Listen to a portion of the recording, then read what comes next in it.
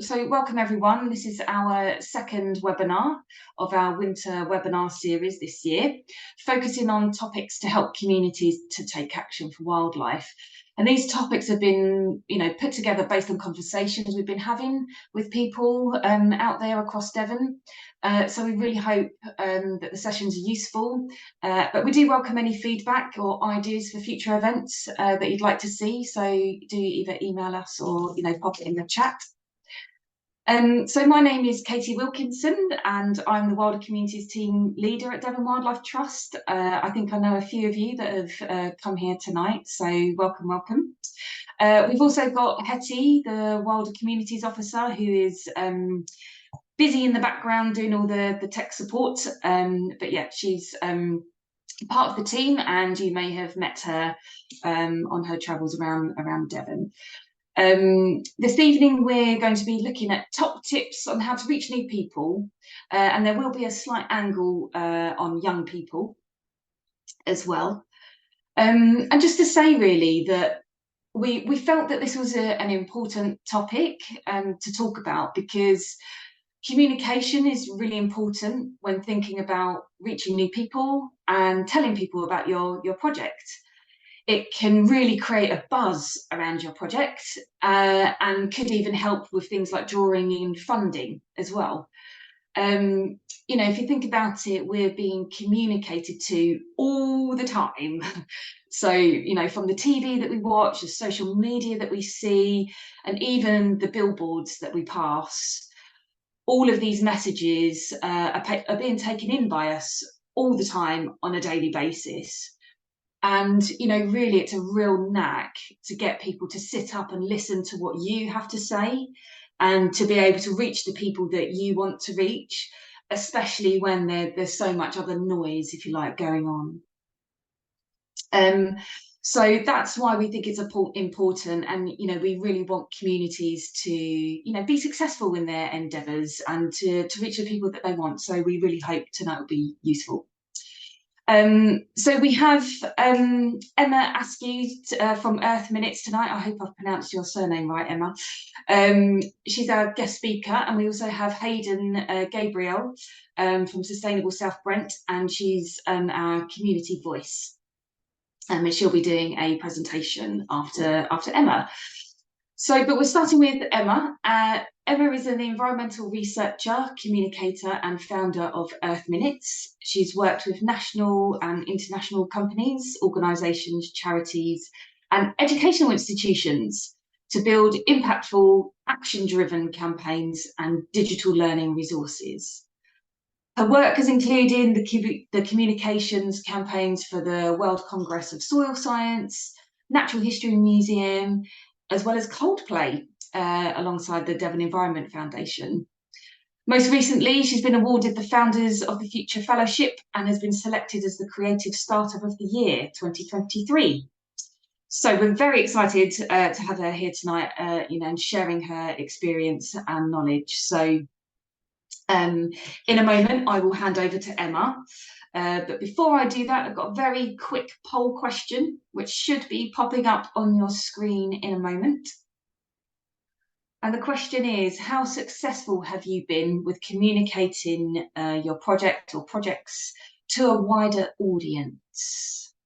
So options are not successful at all, fairly successful but could do with more support or guidance, successful and getting good engagement, or not sure. So I'll just give you a moment just to answer that. Okay.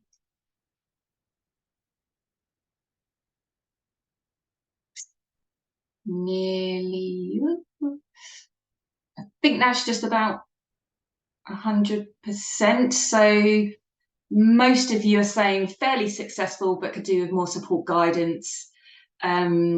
Second in line is successful and getting good engagement. And then we've got equal, not successful at all and not sure. So a real mix, but obviously you are ready to get some more support and guidance. So that's great. So Emma, you're on. It's over to you. Thank you very much. And hello, everyone. I hope you're all well. I do very much appreciate your time. I've been told that there is Bake Off on tonight, so I do really appreciate you guys showing up and being here. But let me just share my screen and we'll get right into it.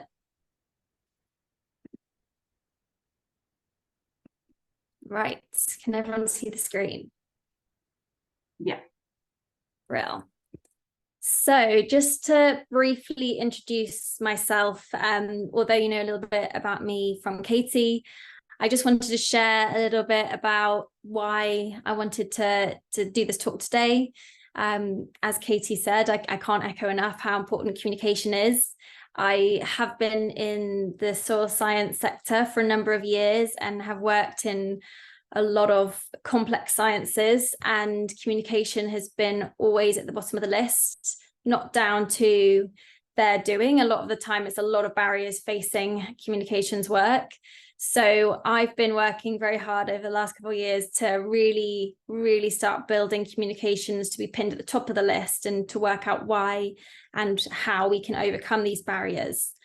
So as Katie mentioned, my name is Emma and I'm an environmentalist at heart. I have been working in the environmental space since I had been very young. I started volunteering with Surfs Against Sewage when I was about 16, and then went into soil science after that throughout my education career and into the start of my career.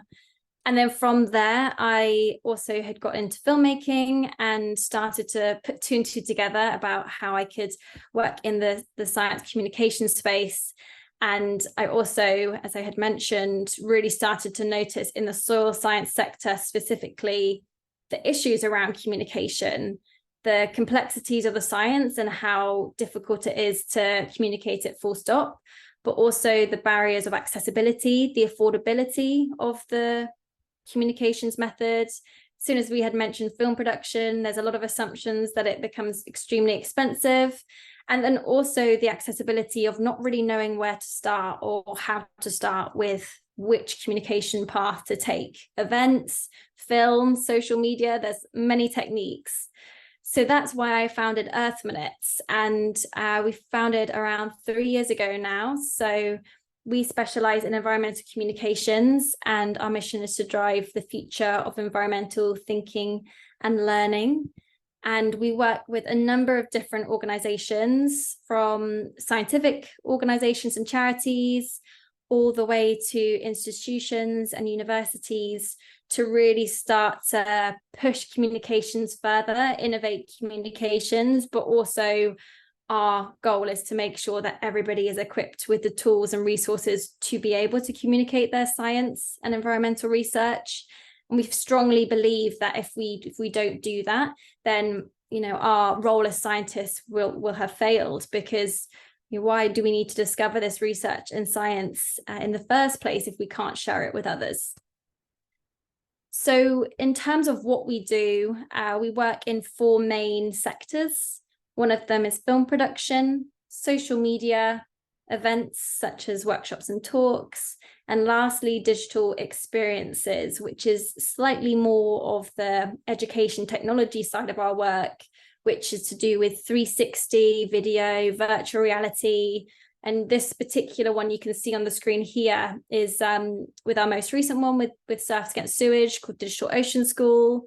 And it essentially is bringing different environmental landscapes and places digitally, like digital field trips, for example, as well as digital reporting. And this is more of our kind of innovation sector of our work, where we're trying to push the boundaries of how we communicate and share information, because ultimately we want environmental information to cut through the noise and to also outcompete a lot of the incredible communications work that you see so often in the corporate sector, where a lot, completely different budgets and a lot of virtuality and innovation has already taken place. So we don't want to be left behind. And this brings me into the age of digital, which I'm sure you're all very aware of, the power and importance of social media, the fact that our world now is digital. We are underpinned a lot through digital communication, through digital means. And this comes with a lot of challenges, but it also comes with a huge amount of opportunity and hope, because this is where we can reach more people, as well as push the overall boundaries of accessibility and how we communicate with broader audiences. So although there's so many different sectors that I've touched on, I'm going to home in on social media, because I feel that this will be a really important area for this particular audience today. And I'll bring in some other aspects, and film production comes into it. But social media, as I mentioned, is going to be the core focus of my discussion. And this is because mainly we feel very strongly that the climate crisis is fundamentally a crisis of connection to nature. And digital content, so the content we see on Instagram, the content that we share with other people, watch and share with others, is a really important tool to help share and make that nature more accessible and those messages more available to more people. So we really do feel that social media is going to be a key part of fixing this disconnection. And it sounds funny because obviously digital is not nature. We have this completely different experience than being in nature. So for us, it's important to really set the limitations of this as well, in the sense of you're not going to get the same experience as being in nature or for experiencing it yourself. However, we absolutely must address that we can't, not everybody has all the same accessibility and availability to get into nature. From urban communities, marginalized communities, we must bring nature to people, and this is definitely the foundation and the start of how we build on this connection and reconnect as well. So going on from where social media, where to start with this social media dark hole. It seems like a never-ending evolving being, where there's now TikTok generations, people are getting careers on social media. It seems to be never ending and can be super overwhelming to navigate. And as a young group ourselves, we're young researchers and creatives, and we also find it still very intimidating, keeping up with the trends, keeping up with the masses of content as well on social media. So this is where we're going to share a few design tips and tricks that are just important to implement from the get-go, which has helped us, but also from our different work in science organizations and tracking impact. These are a few flawless design tips that we are really starting to polish up and wanting to share as well. So firstly, in how we start with making digital content or even designing a campaign for social media, it seems obvious, but we do really need to home in on who we're speaking to. And that's because when we want to reach more people and we kind of box it as a generalized public audience, it's really difficult to talk to anybody. And so what we really need to do is pull it back into who we're trying to target, and then other people who engage with the content. It is really important to see why they're also engaged and how that's impacted them. But to set a target audience is the first critical step of then designing how we'll be framing and talking to these people.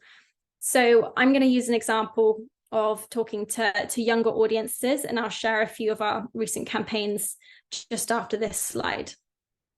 But before I do that, we then want to home in on what story and what voice we want to encapsulate. So this step is very important in defining our content, in how we can identify our story, our brand, our voice, how we're going to stand out essentially against the noise of the other masses of content on social media. So once we have those two compiled, it's then a really simple formula of being able to apply it to different campaigns, but also to track how it's impacting your audience and how it's impacting your campaign, and so that you can fine tune it as you go along. But firstly, I'm going to give an example of the Devon Environment Foundation. This is a recent campaign that we worked on over the last couple of months, and they wanted to share some of their community projects that they have supported and funded, that they wanted to not only amplify through celebrating them, but also to show their investors and funders in the impact that they've ultimately achieved. So what we did is we built a short series of around 6 videos, and they were case study videos of human-facing stories of what their project was, how they have driven the impact, and also what impact they have achieved. And what's important before I go into more of these design tips going forward is that this particular example and these examples are made by professional production teams, and that is not always the way forward. It doesn't have to be the way forward. Some budgets definitely don't permit that. So taking these design elements and making sure that it can be replicated on smaller scales for smaller organizations and charities that don't have the budgets is still very, very achievable. And I want to very much promote and empower others to take these design tips than to feel that this is unachievable. But from this example, the reason why human storytelling had been really critical into the design element is because they wanted to talk to their audience in general, of their supporters, their public audience, but also their funders. So having a human storyteller made sure that they can make the impact more relatable, and they could also really connect on more of an emotional level of their story of what they have changed. This is because even with, stating facts in reports of your impact stats, it won't share the story in the same magnitude. So this is where a human element really brings difficult topics and different topics to life. I'm just going to share with you a short clip. This is an example of the Apricot Centre in Devon and the first case study that was released a couple of months ago. We're set in South Devon, and we grow delicious, nutritional, biodynamic organic food, as well as have a wellbeing service for children and families that are experiencing difficulties with mental health issues. And we also have an education site. Devon Environmental Foundation activated lots of support for us. So they enabled us to put a level 2, 3 and 4 training mission together, which means that we work with new entrance farmers and farmers that have been in the business for a long time to show them how to regenerate their soil, their lands, their farms, to increase biodiversity and mitigate climate change and all the amazing things that we know that we can do. So we've worked with 15 farms in the local area and have trainees on those farms. We've worked with 100 trainee students across our level 2, 3 and 4. And what it means that we can do is that we can take the packages that we've done and we can give them to other people to do the same in their regions. What we've been able to do is monitor the changes that we've seen. So we've seen an increase in biodiversity, so our worm count's gone up 400%, and we've taught others how to do that with their soil as well. We are carbon negative, which is positive, so we're sequestering 10 tonnes of carbon per hectare. So it's farming for nature, which is what we want to be doing.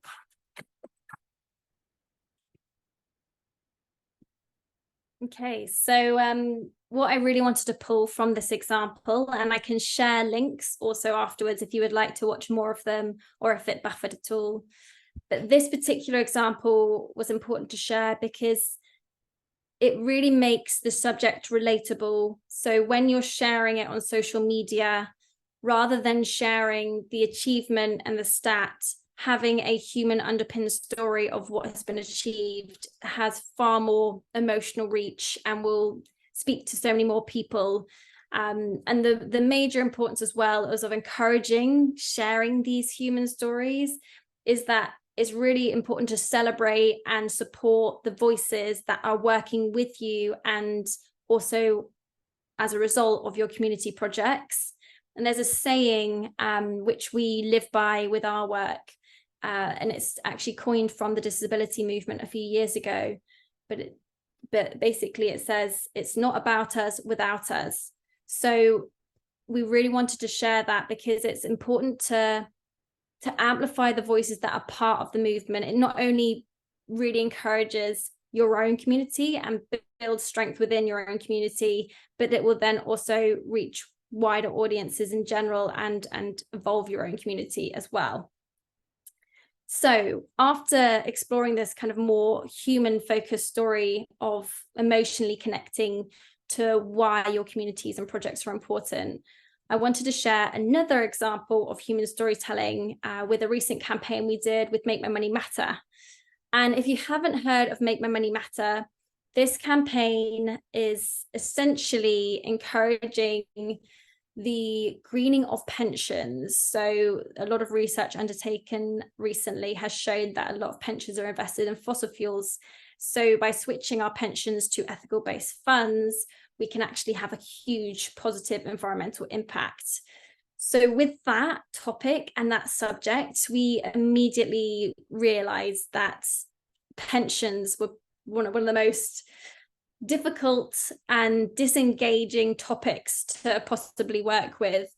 They had found it really difficult to even create animation around pensions, around money, because people tune out. They naturally don't want to have to learn anything more.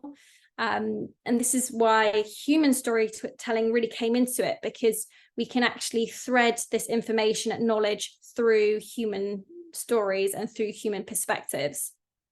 So rather than curating a community story and platforming a community story, this particular campaign really asked questions in an interview-based style. So we shared different opinions and perspectives of pensions, and we basically took these interviewees, so these 6 members to the right side of my screen, on a bit of a journey where we asked them and they shared their initial assumptions of pensions, their initial experiences of pensions, and then we shared our recent research and then captured their reactions. So that was really important to translate this really difficult and really bland information into a more exciting and entertaining form.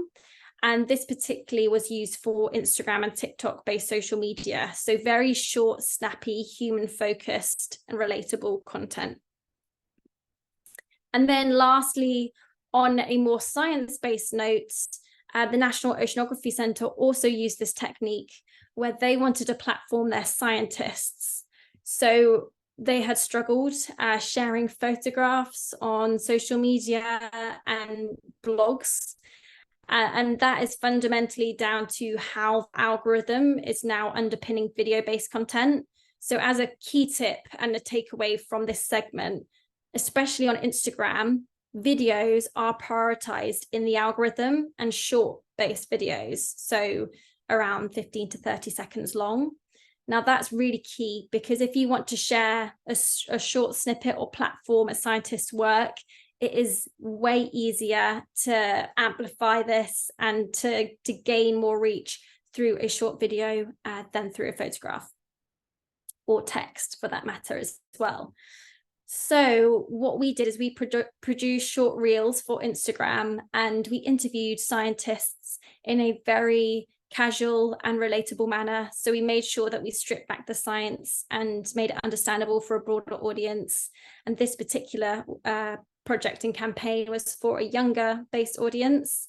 So you can see that even with a few of the elements of the graphics, we wanted to really make it engaging and fun and to stand out from the usual environmental content, because we wanted people to stumble across it and feel curious.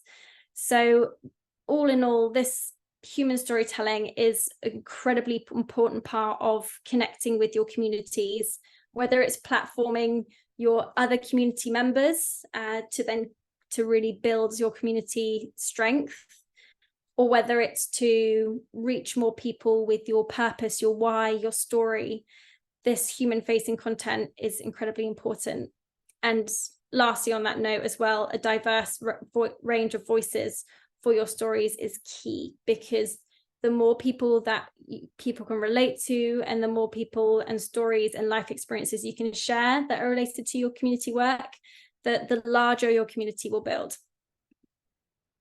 So going on from that, I really wanted to touch on the more difficult areas of science, as well as research that your projects and community-facing work might have. And the one thing that we have struggled with human-based content, so the human storytelling, have been the explanation side of things. So if we really wanted to educate and share a particular insight or resource, sometimes the human-facing interviews can be really difficult to understand and to be broken up. So what we do is we revert to animation, which this is an example of mixed media, which you've probably seen is a very key style and tool for youth activism. And mixed media essentially means photographic, animation, as well as video-based work. So it's an amalgamation of different types and forms of media, and it's cut up and built into short films, as well as photograph, similar to a kind of collage scrapbook effect.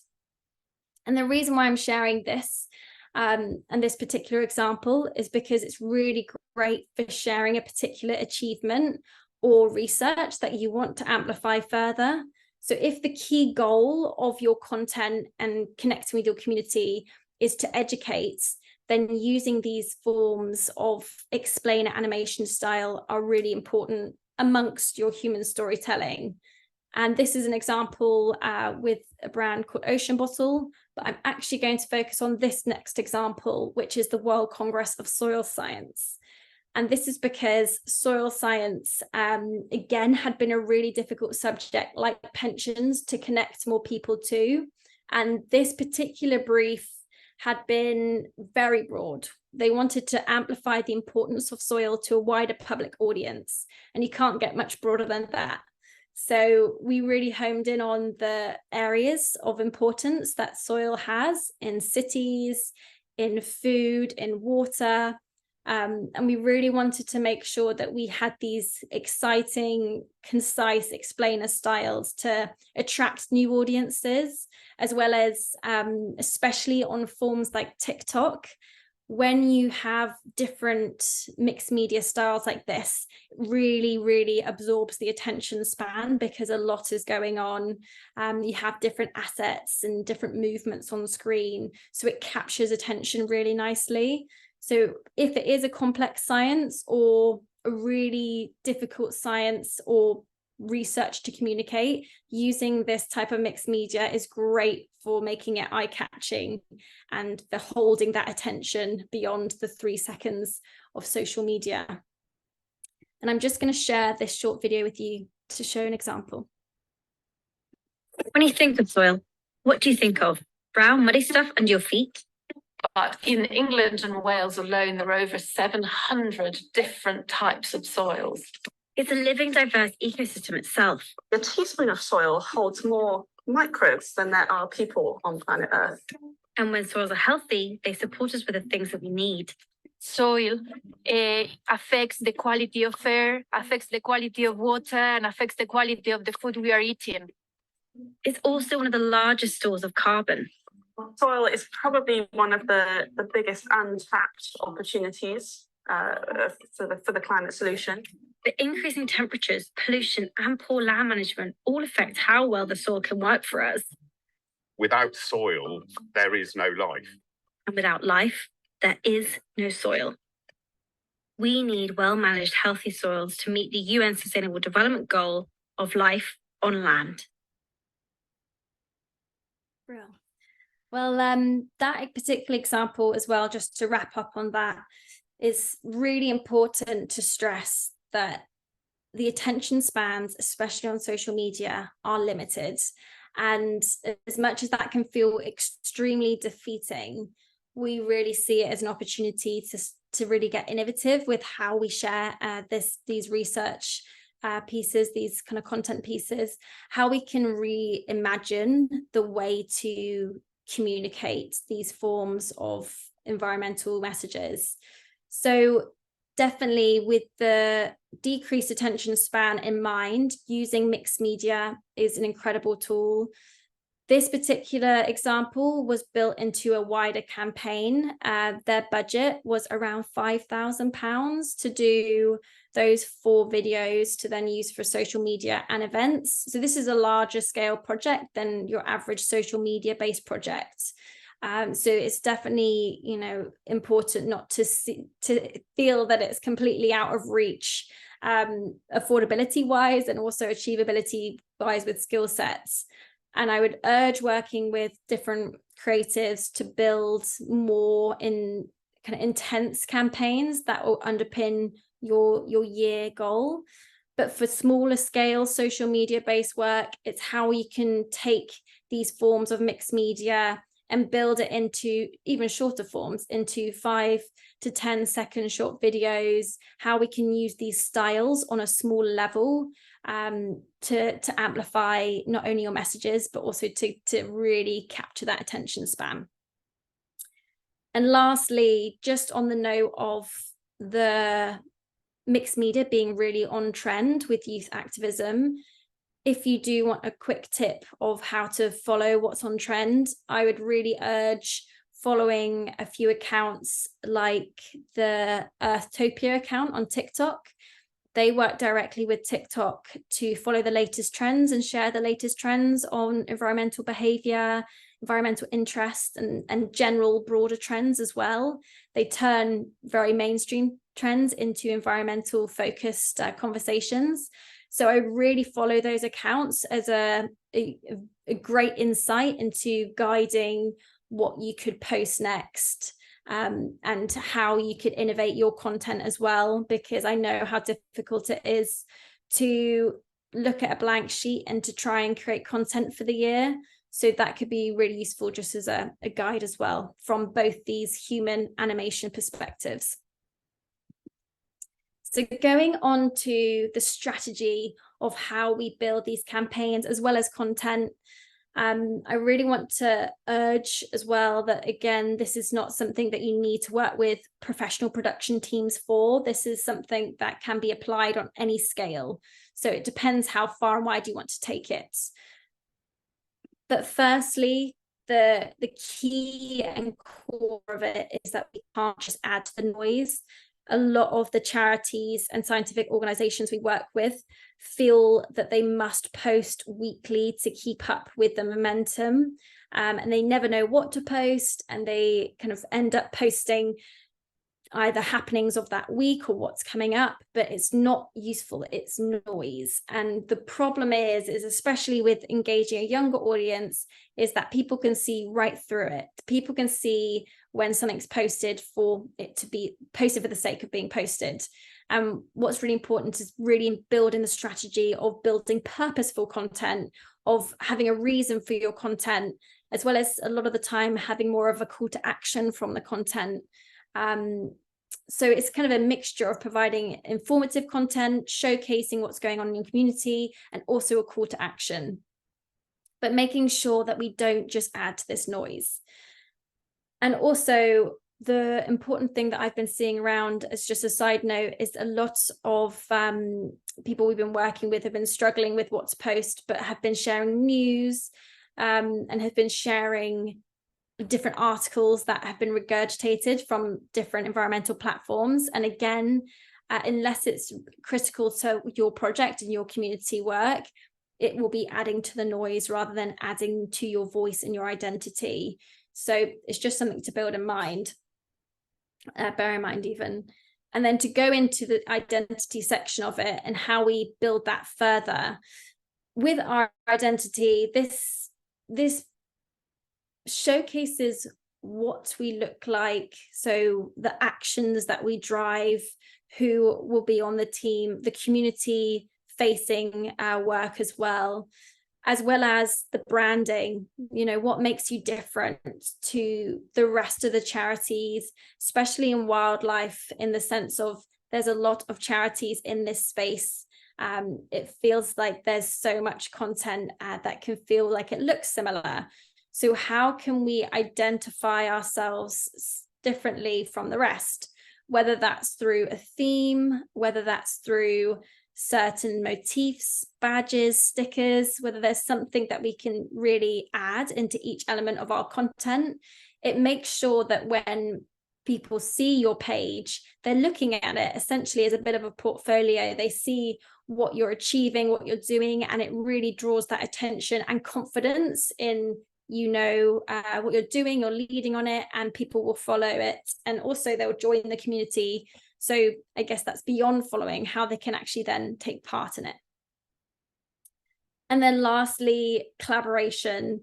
Collaboration is key across any social media strategy. And although that's been said a lot, we strongly believe that collaboration is now a survival strategy, not just a necessity. So with this, we mean really taking advantage of those collaborator tools. You can share with different accounts, partner with different organizations. It's how we can see like-minded organizations. They might be fighting for the same cause, or they might be driving a similar event, and how you can cross-collaborate, support them and they will support you, but also you'll be amplifying the message to both of your channels and both of your communities. And as soon as that reach starts to pick up, the algorithm starts to play into it, especially on Instagram, and will elevate your work from that reach. So it's really important to collaborate and to embrace that and to partner with more people. And that doesn't always mean influencers. We see a lot of people feeling intimidated by the influencer space, down to the expense, but also down to a lack of experience and not sure who to partner with. But these partnerships can be with local community people as well, leading in your area, a youth activist that's leading a particular project in your area. They don't have to have huge followings, because once you start partnering with people, your reach will slowly grow over time. And we'll go into the impact side of things a little bit later. But yes, it's really important to make sure that your content is being shared wider and further from your account itself, and partnering and collaborating is a key way to do that. And lastly, just as a very quick strategy example, this is just a top tip that we absolutely live by, and it's how we share a campaign or a key piece of content that we were wanting to amplify. So this is the example going back to the beginning of the National Oceanography Centre. And we initially shared a teaser. We shared a number of behind the scene photos of there is a project coming soon, making sure that we can engage the audience that we've been to the National Oceanography Centre.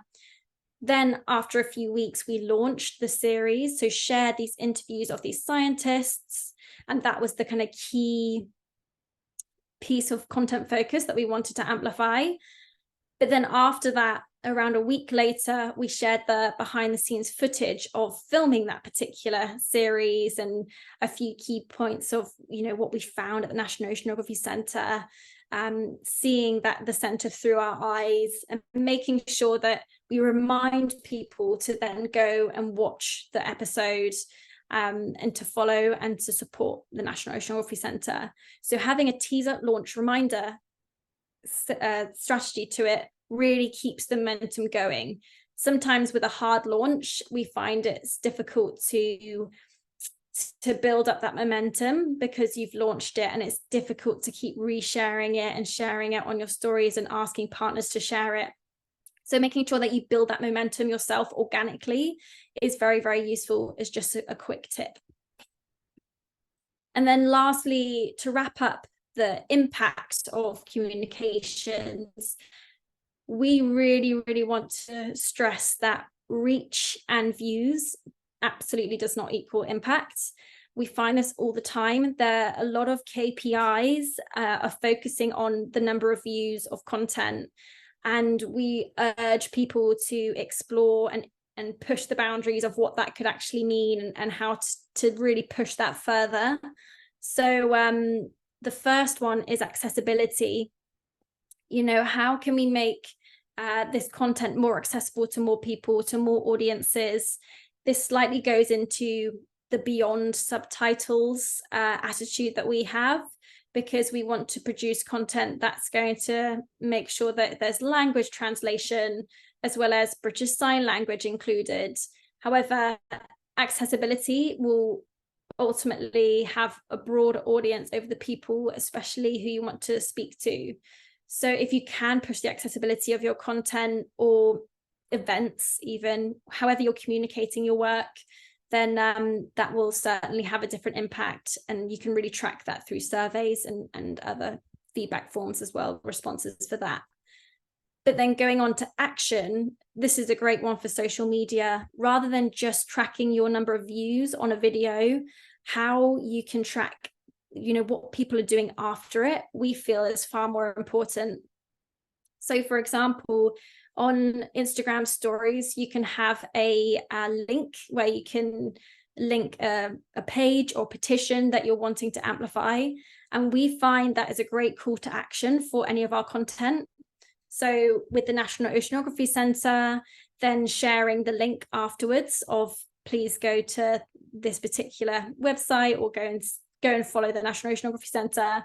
They can then track through that link how many clicks it has had, and that does it automatically. So if you do pin a link on your Instagram story, it will track the number of clicks.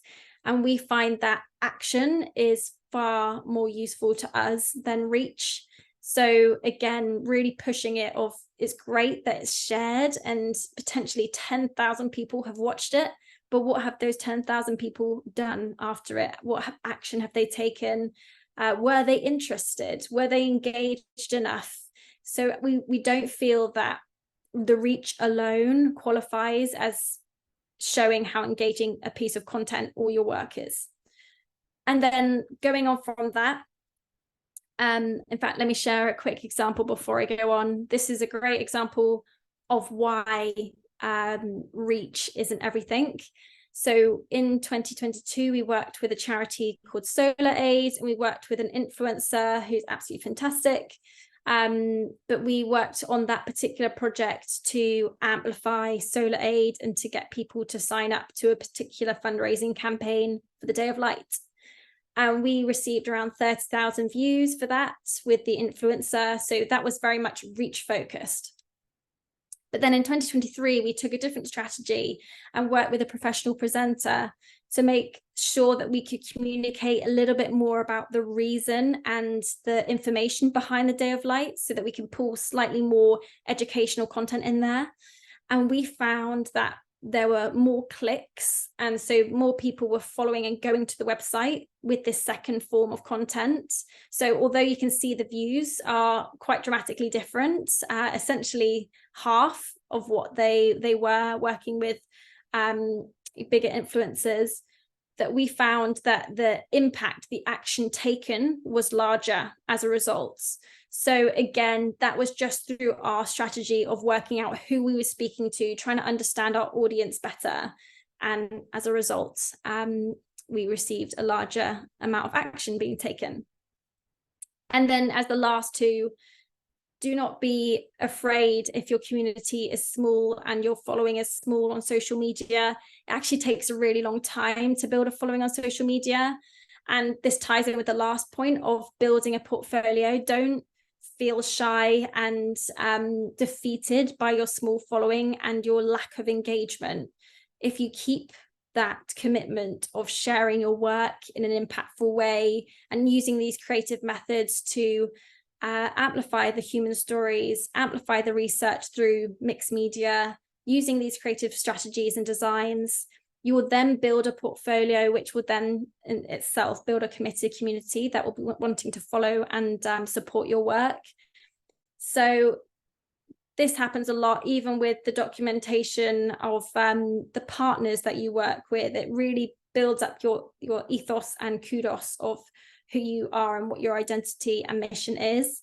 So please don't lose faith in social media. I know how frustrating it is because it's always pushed to the bottom of the pile and everyone always wants to have a golden ticket of knowing how to do it. But unfortunately, it does take time, and you also don't know when the algorithm is going to prioritize your content. So you just have to keep committing to building a strong strategy. And lastly, just as a key last point, I just really hope that these top tips can equip people and empower you guys to evolve your communications, to test the waters in different forms of styles and designs, but also to push the boundaries of how you measure the overall impact and what you clarify as impact. And please feel free to contact me at any point if you have any immediate questions, or even particular campaigns that you want support with, advice with. We'll always be here to help. But thank you very much for listening. Thank you so much, Emma. That was excellent. You know, I took away some stuff from that for sure, that I'll be sharing, you know, with colleagues. If you've got questions for Emma, then, you know, please just keep them either to yourself or put them in the chat, and we will have a Q&A session once Hayden has spoken. So yes, thank you very much, Emma, and we will definitely come back to you after Hayden's talks. So yes, let me just find, oh, hold on, what's going on with my screen? Here we go, that's better. So yes, Hayden is the Youth Liaison Trustee for the community group Sustainable South Brent, based in South Devon.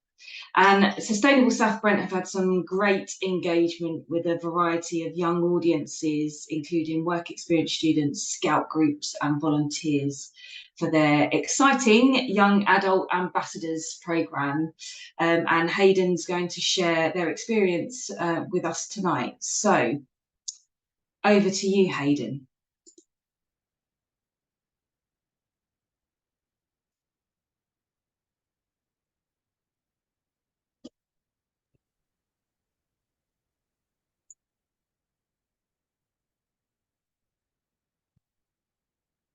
So I'm hoping you can see that now. Can you, Katie? Yeah, can see that fine. Great. Okay, thanks so much. That's going to be a very hard act to follow, my clunky old PowerPoint after that really slick media performance. So thanks for that. Some lovely points, and I've taken a lot from it too. So thank you. So yes, I'm going to try and cram into a few minutes some of the work that we've been doing with young people. So as Katie said, it's my privilege to be a trustee for Sustainable South Brent, which is a charity which has been running for about 20 years now, and coming up to 20 years. So Hetty said I should say where we're based, and it is in the village of South Brent on the southern edge of Dartmoor National Park in the South Hams in Devon. And the A38 nicely indicates the edge of the national park there. So we're just on the perimeter of it, really. The charity was established in 2006, and it's run entirely by volunteers, and all our projects work towards creating a resilient, low-carbon community where all life thrives. So that's our raison d'etre. We have 13 projects, only 12 of them fit onto this screen. The latest one, the Sustainability Hub, is kind of looking after all of them in a way. As trustees, we ensure that there's the framework around them that there needs to be. So from that point of view, it's been my pleasure and relatively easy for me to start working with young people. So there are three main ways in which we do that. The Community School Garden is one of the longest standing projects for Sustainable South Brent, and they work in the primary school and grow vegetables and do wonderful things. And more of them later. I've introduced a young adult ambassador program and the idea of youth liaison as well. So the scheme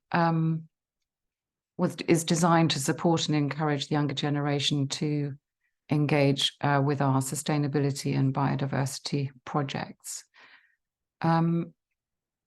So I thought people might be interested to hear about the process of that, how that came about. So I sought approval at the AGM in 2021 and got a resounding thumbs up from our membership. So putting before them the aims and objectives and making sure that what I was trying to do aligned with the Articles of Association of the charity. And it was quite a straightforward thing for me to ensure that all those safeguarding and policies were in place, because we have a brilliant trustee, Kim, who does a lot of work with that, and we have a great treasurer as well, Steve. So I was fortunate that that's all in place for me. And a DBS check, I wanted to get that done as well. It's another layer of professionalism, really, to ensure that when you're working with young people. Somebody popped up, a young woman from after the AGM, and said, oh, I could design some graphics for you. Yes, please, Eleanor. So Eleanor Andre did those for us, came up with that theme based on SSB graphics, but it was lovely to have her volunteer to do that. And I applied for a little bit of seed funding. Councillor very kindly allocated some to Sustainable South Brent from his locality budget, so we could produce some promotion. So not quite as slick as the promotion we've just been looking at, and included a wide range of lampposts. I have to say, there's a wonderful system in South Brent where lampposts receive little flyers and what's going on in the community, and it's a lovely system. But we did use the parish council newsletter and promotions through SSB's newsletters and communications as well. But word of mouth and drop-off points in the village to call for young adult ambassadors. And we came up with this because we know that, well, there was a really important paper in 2021 that looks at 10,000 young people across the globe, and a very high percentage of young people extremely anxious about climate and worrying about their futures. So it kind of gave us license as if we needed any more, really, to try and act locally to do something about it, but also to emphasize, as we called for young adult ambassadors, to give examples of what's in it for the young people. So certainly I've written plenty of CVs, references for university applications, that kind of thing, and I've seen with my own eyes the young adult ambassadors having more social interaction, having more fun with their peer group than they might otherwise have done, and getting outside and doing work with us. And I hope and I feel that they are taking ownership of those actions in terms of response to the climate and ecological emergency. I'd like you to hear from them. I'm Isabel. I've recently completed my degree in biology with a focus on conservation and climate change, and I'm hoping to progress into conservation and research. I intend to help inspire sustainability through education and engagement for all generations, and hope that through our shared efforts, we continue to make a difference and enjoy ourselves in the process.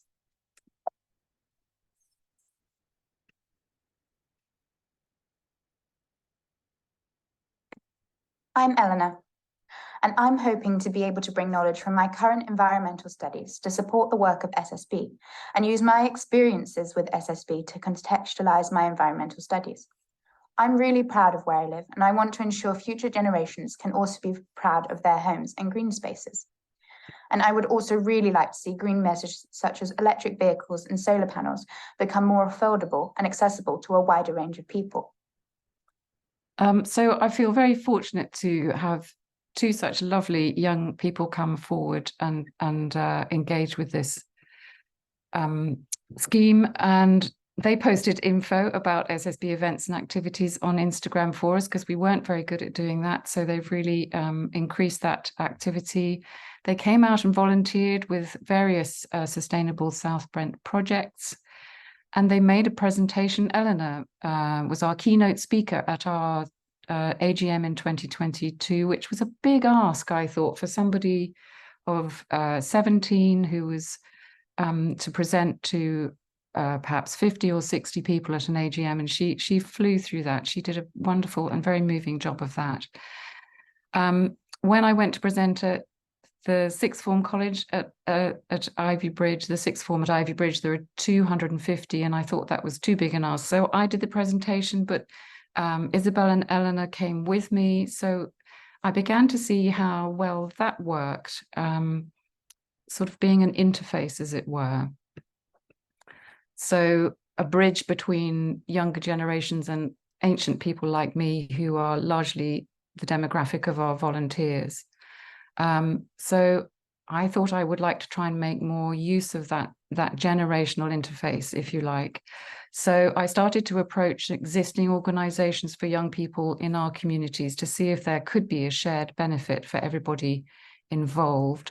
And I approached Dartside Explorer Scouts, which I soon learned is a wonderful and really adventurous organization of about 25 or 30, 14 to 18-year-olds, and wonderfully led by a scoutmaster who's been working with those youngsters for many, many years and doing, just doing a great job of it.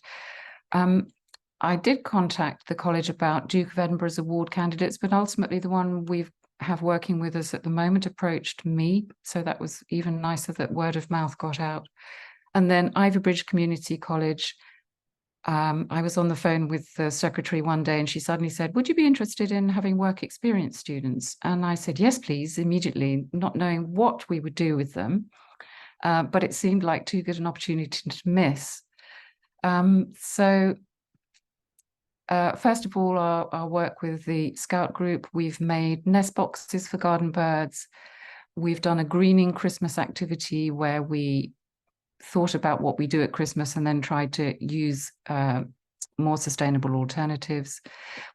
We did some tree planting by moonlight because the Scouts meet on a Friday night, and I said to the Scout teacher I would like to do some tree planting, and he said, oh, we'll bring our head torches, and wasn't at all convinced it would work, but we lit tea lights in the hedgerows and brought a fire bowl in to welcome them in, and it was a beautiful clear night, and we planted about 50 trees by moonlight and had a lovely time of it. And then they've been back this year to tend to those trees, which I think is an important lesson in sustainability, really.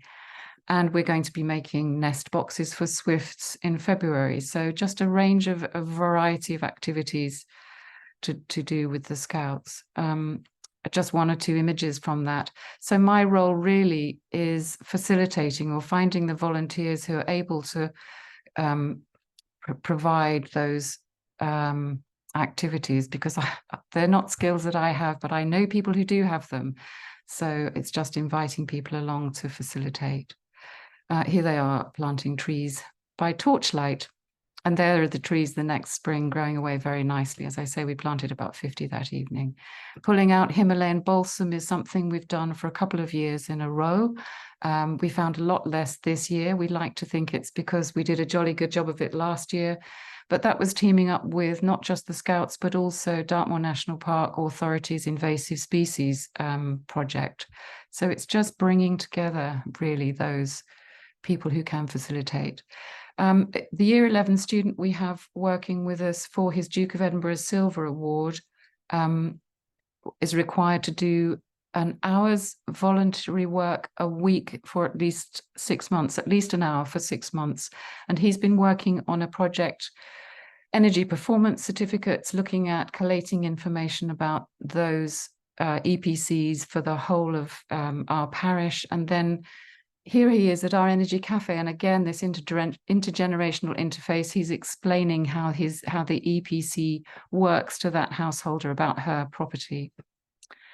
And then along came the Fair for South Brent. Okay, so we invited to this event all the community organizations, but we asked them to focus on community, nature, and climate in their presence. We needed a great deal of signage. So when I said yes to those work experience students, that's what we set them to. And again, my role was to bring together, source the people to facilitate and the resources. So lovely volunteers, Stuart there, who'd been teaching art for a very long time, and our chairman of SSB offered the venue, so that was really great. They produced about 100 hand-painted signs altogether, which is a resource we've got for future fairs if we're ever mad enough to put on another one, because it was a load of work. but we have them. And there's Isabel, our young adult ambassador, working at the fair to take tree pledges on what people can do about the climate and biodiversity emergency. We had about 1,200 people through the gate on that day, and all the signs you can see were produced by those young people.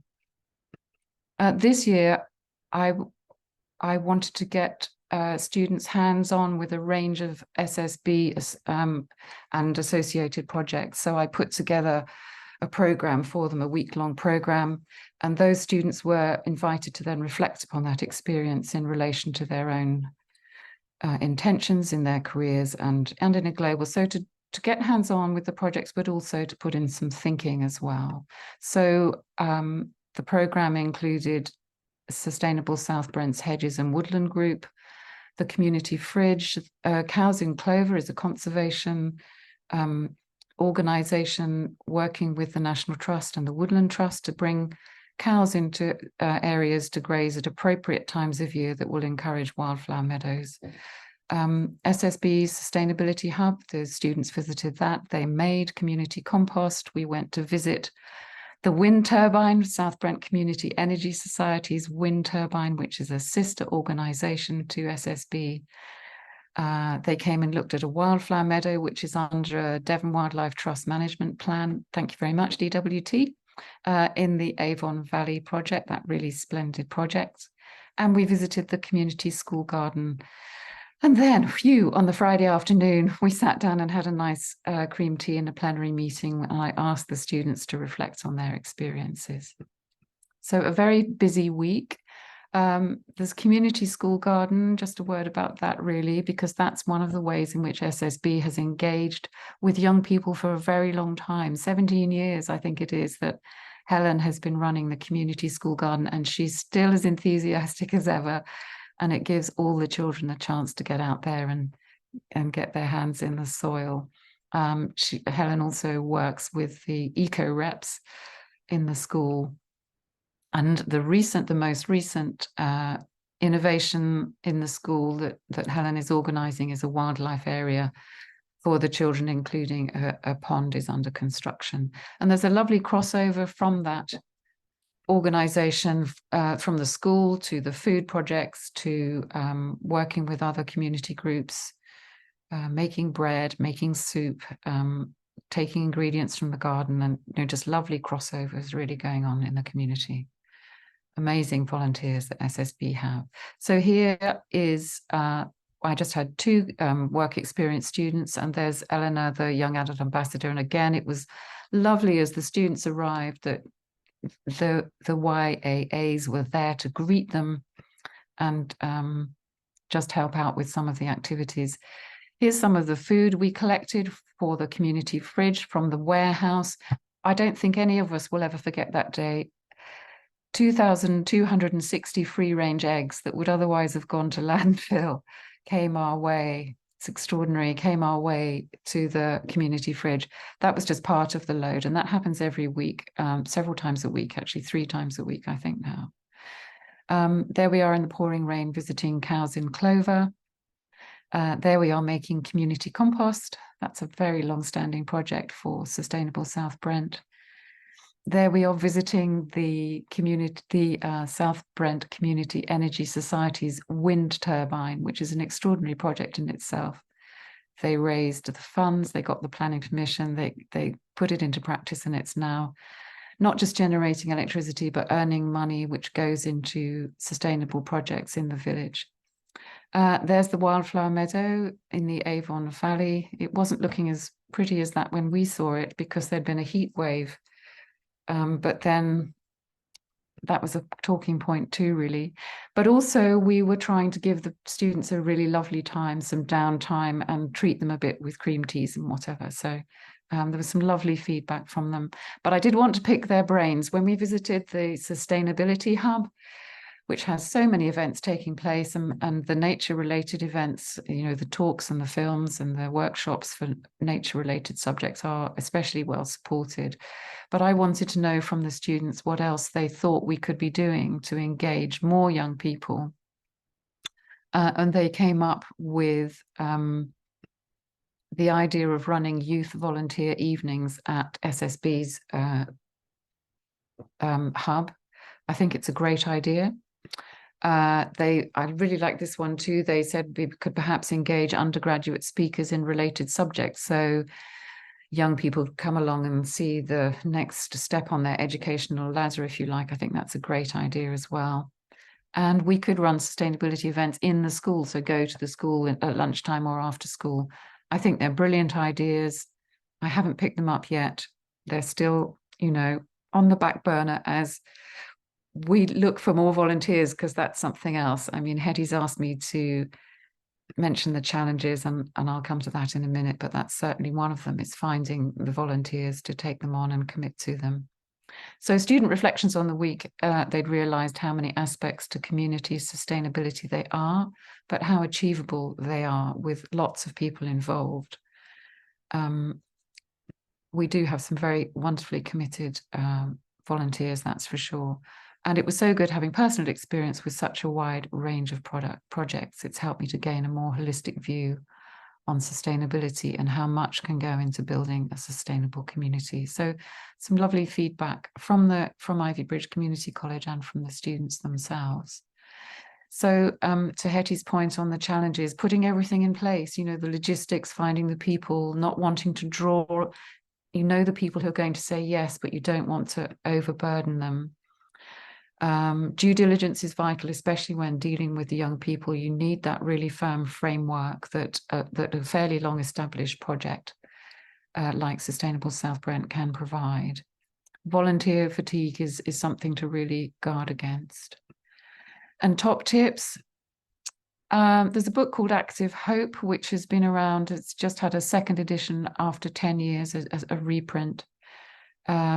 And they take that 3-point approach. I've used this in universities with students, and I see UEA, University of East Anglia, is using it now as well. It recommends a reality check, even if that's uncomfortable, because we're having to face these difficult scenarios of climate change and biodiversity loss. But that reality check, and then what do we want to make happen? What do we see? What's our vision? And then the third stage is steps to make that happen. So Active Hope, the revised edition is out now. And I know there are people in the community who run a program of exercises based on that. I've found from the experience of this, it seems easier to me to tap into groups and organizations that already exist rather than trying to establish something from scratch. It's the young adult ambassadors are still with us. Eleanor's going off to university soon. Isabel is now working full time. So I might do another push soon to encourage more YAAs, because they're certainly invaluable in that intergenerational sort of interface, the bridging thing I mentioned.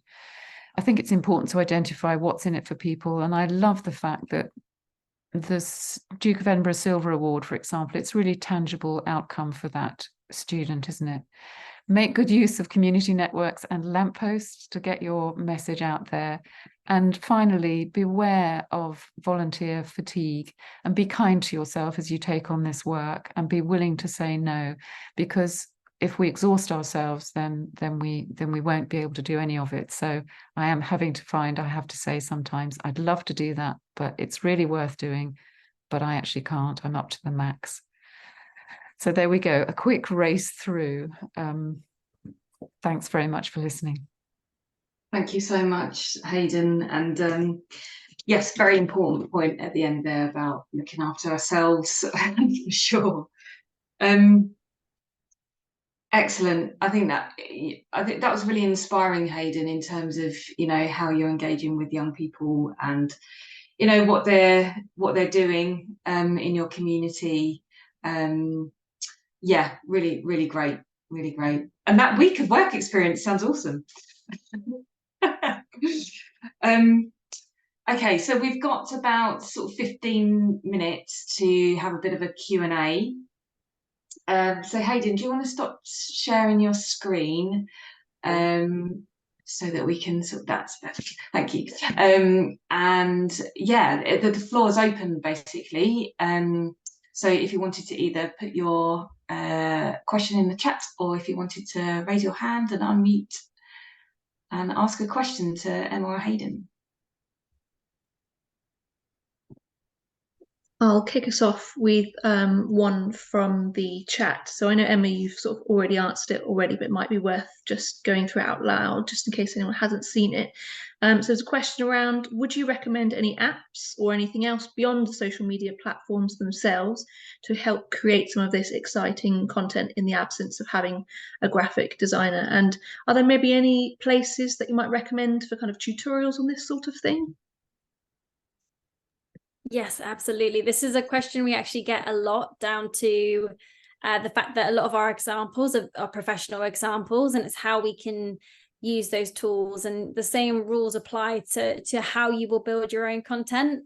So we would recommend Canva as the cheaper, more affordable option, but equally Photoshop as an app is the professional based app for graphics and for that editing. I'd also really recommend making sure that you've got and put your resources towards training your own team in these areas. So there are training platforms for creative masterclasses, things like that for Photoshop. And so I would really recommend putting time and resources towards that. I think that is definitely the most long-term an achievable way of incorporating comms into your teams from the get-go, from the core. But equally, the same with Hayden's work as well. We'd really recommend working with students, because that's how we started our work. And also, we will be building our youth network even further and wider. So if you do have more youth-facing based projects and want to work with young creatives that are starting out as well, not only that is cheaper, but equally it means that they're training and able to get a lot of insight and experience through your projects as well.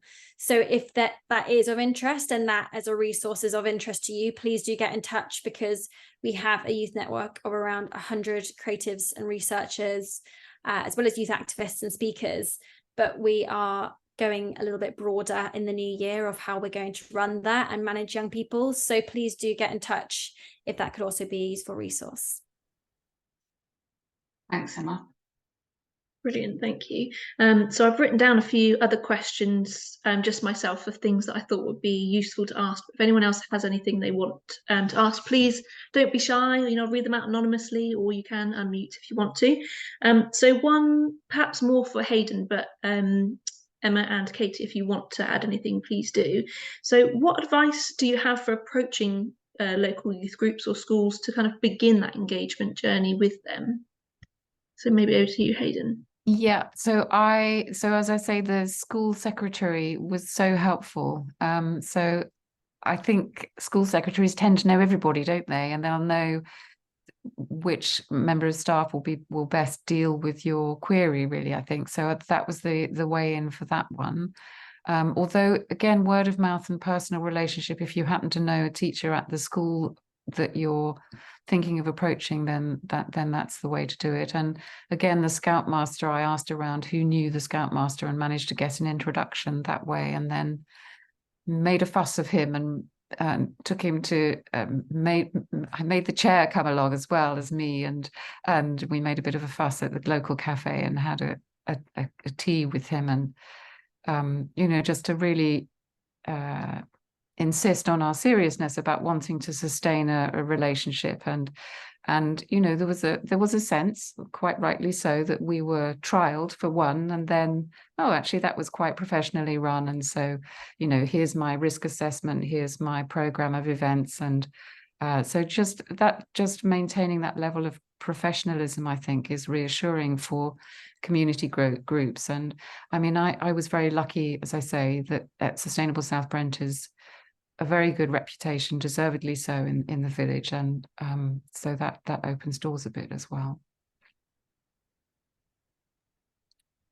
Lovely. So another thing that we get asked quite a lot in the Wider Communities team by community groups is what they could do to kind of spark interest in younger audiences getting involved with their projects and their activities. They don't typically seem to have as good engagement with things like practical conservation work, like tree planting, seed sowing, litter picking, those sorts of activities. Although obviously we see from your presentation, Hayden, that you've had quite a different experience there. So maybe if I ask you first, Hayden, what sorts of activities have you found younger people are sort of more interested in? Then if Emma, if you want to add kind of, you know, the same sort of answer, you know, what you know, trends or what activities or things do you find younger people are engaging with?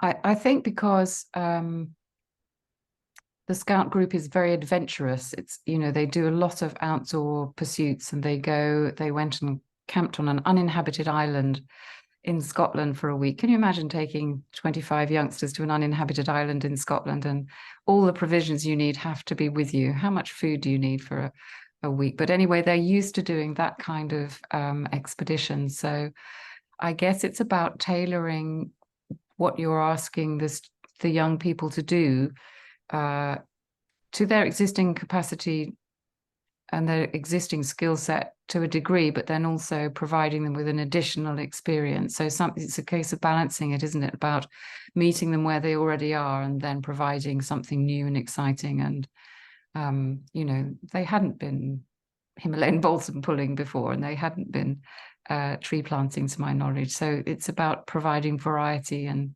difference, I think.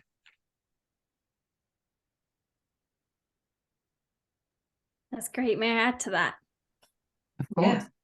I was just going to mention as well, the one thing that we find as young people and working with other young people is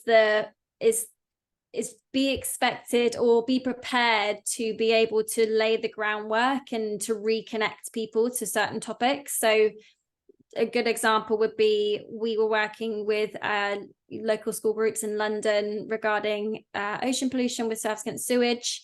However, there was such a sheer gap between their connection to the ocean, just down to the lack of resources, the lack of accessibility to the ocean.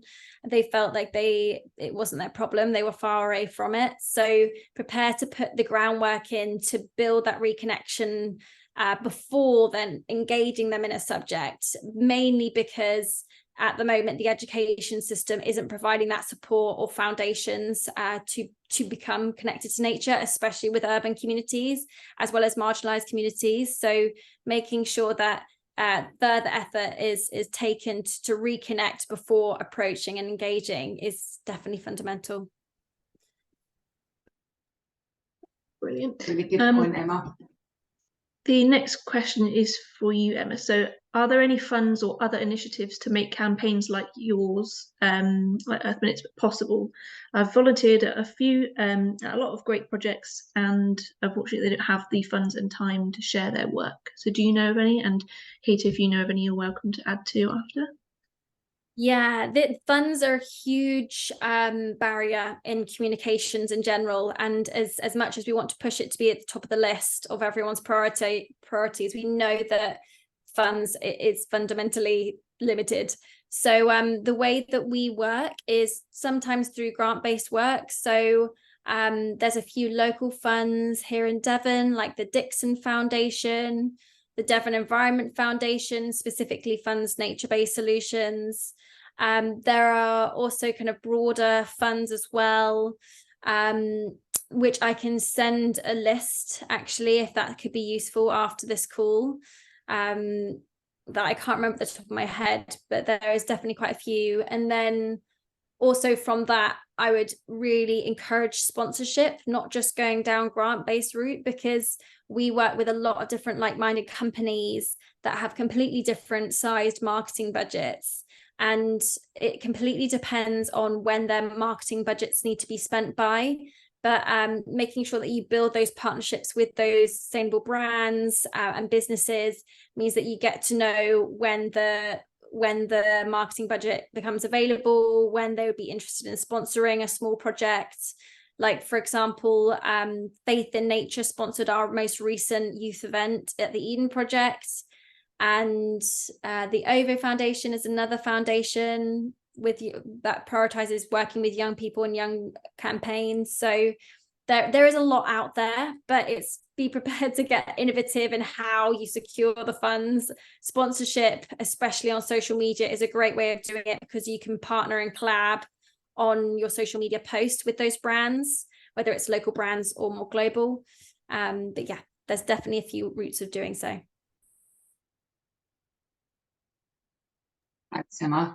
I've just got I know we're sort of, you know, running out of time, but I've just got a question really for one each for both of you. The first one was, Emma, you know, if you're a community group and you're, you know, really small scale, hyper local, run by volunteers, hardly any budget, what would be the main points, you know, and I know there has been some really good main points in your presentation, but what would be, you know, the key things that you would recommend for community groups to kind of do in order for them to kind of reach more people or shout louder about what they're doing? Because there is some amazing projects out there, and, you know, yeah, just shining a spotlight on what they're doing.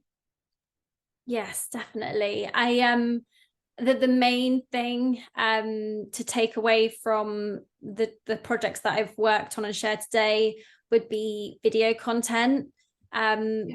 It's prioritizing the algorithm. It's how we can get to know the algorithm of these social media platforms, use those algorithms, and also kind of jet ourselves off the algorithm as well, make sure that we benefit from it.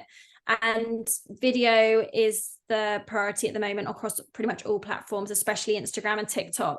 So even if you are trying to share a short piece of information about an event and it's text, you know, a date and a time and a place, make sure that you're uploading it as a reel with a video background, and it could be 5 seconds long, but that will be prioritizing the algorithm over a graphic or photograph.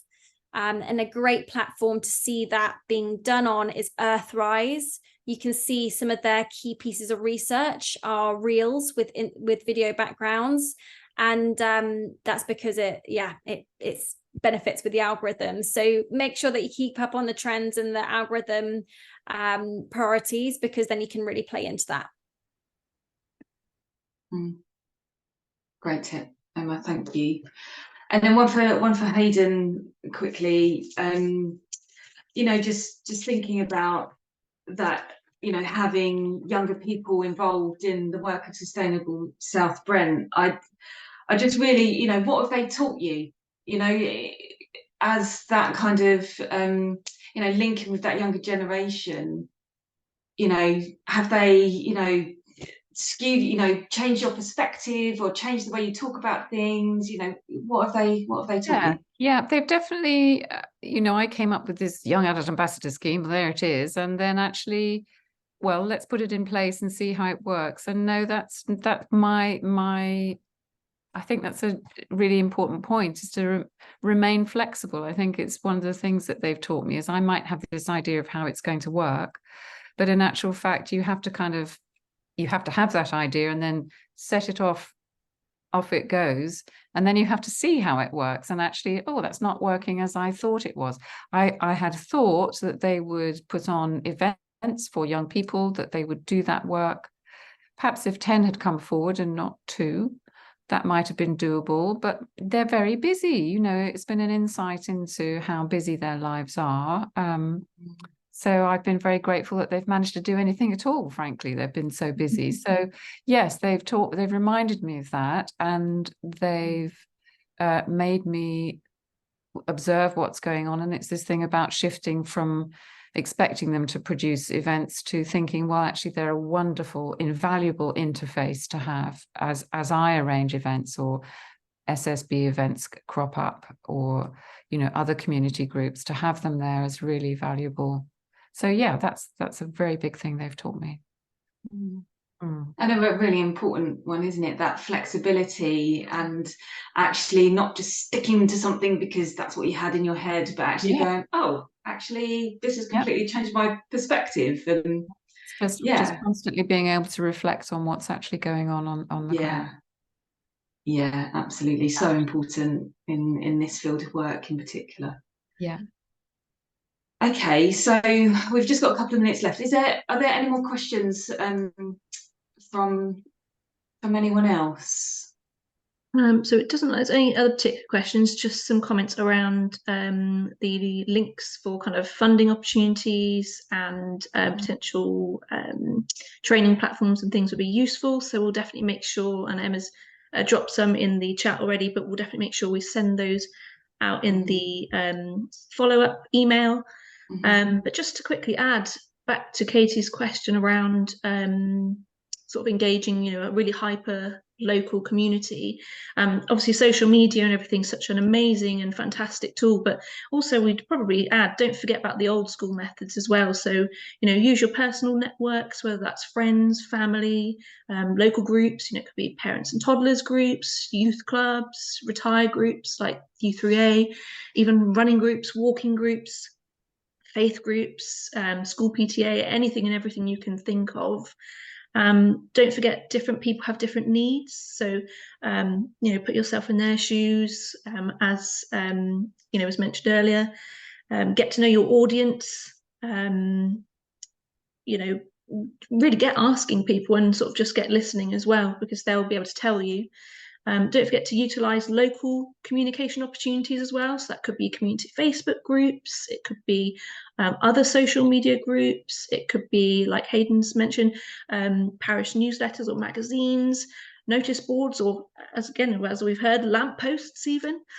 And like I said, just get talking and listening, because sometimes nothing beats a kind of good old conversation in person to speak to people. I know it can be a little bit scary, but really taking that time to build relationship can be so worthwhile in the long run, just to get all of those different audiences, different perspectives, different skills, different experience joined in with your projects or your initiatives. So yeah, don't forget the old school methods as well. They're all still really valuable, particularly because, you know, I've had a look through the audience list, and I know I have worked with some of you, and you are in slightly more rural or isolated communities, or maybe communities that are largely made up of kind of landowners or slightly older generations that are maybe less familiar with social media. So yeah, that would be another tip that we'd add as well. So I think that's it for questions. So back to you, Katie. Brilliant. Well, all there is to say really is thank you ever so much to Emma and Hayden for coming tonight and imparting your experience and knowledge. It's been really interesting and really useful, and I've seen in the comments that people have found it really informative. So thank you very much. We do have a very, very quick poll. I know there's only a few of you left, but it really does help us understand whether, you know, these webinars are useful. Just a quick question. Do you now feel more able, inspired or confident to engage a wider audience in your projects? So you feel a lot more able, a little more able, or you don't feel able? So that's good. So it's a good mix. I'm glad there's no, I do not feel. So we've got, I feel a lot and I feel a little are the main ones. And obviously we've only got a few participants left, but that is really useful to know. Yes, so thank you for coming along. We do also have, if you've got the time, we've got a feedback form that Hetty, I think you're going to put the link in the chat, are you? We'd just really appreciate it if you could fill that out and just tell us about your experience, because we want to, you know, make sure that we're responding to what people want and reflecting on what we're offering to communities. It's really, really important to us. So yeah, if you could fill that out, we'd really appreciate it. But yeah, once again, thank you so much, Emma and Hayden. I'll now leave you to get on with your evenings. But yeah, thank you ever so much, and thanks everyone for coming. Thank you so much.